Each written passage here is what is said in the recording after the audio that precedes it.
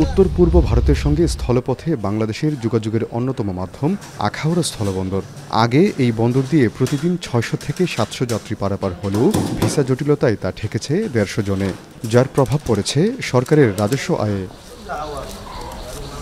বন্দর কর্তৃপক্ষ জানায়, ছাত্র জনতার গণঅভ্যুত্থানের পর বাংলাদেশিদের জন্য ভিসা পরিষেবা সীমিত করে ভারত।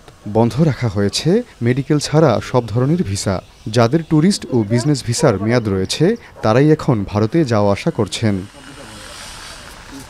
শুল্ক কর্তৃপক্ষ বলছে, ভারত থেকে পণ্য আমদানি অনিয়মিত হওয়ায় যাত্রীদের ভ্রমণ করেই রাজস্ব আয়ের প্রধান মাধ্যম হয়ে দাঁড়িয়েছে, যা এখন ক্রমশ কমছে। জুলাই আগস্ট বিপ্লবের আগ পর্যন্ত আমাদের আখাউড়া স্থলবন্দর দিয়ে যাত্রী পারাপার প্রতিদিন গড়ে ৫০০ থেকে ৬০০ জন যাতায়াত করত। সেটা এখন দাঁড়িয়েছে ১০০ থেকে ১৫০ মতো। আমাদের প্রতি যাত্রী প্রতি ১,০০০ টাকার যে রেভিনিউ, সেটা ইতিমধ্যে কমতে শুরু করেছে।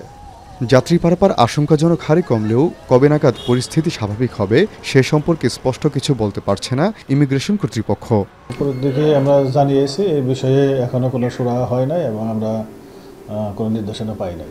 তো দুই দেশের কূটনীতিক তারা বসে এটা ব্যবস্থা নেবে, এটাই আমরা জানি। কিন্তু নতুন করে আর কোনো সংবাদ আমাদের কাছে এখন পর্যন্ত পৌঁছায় নাই।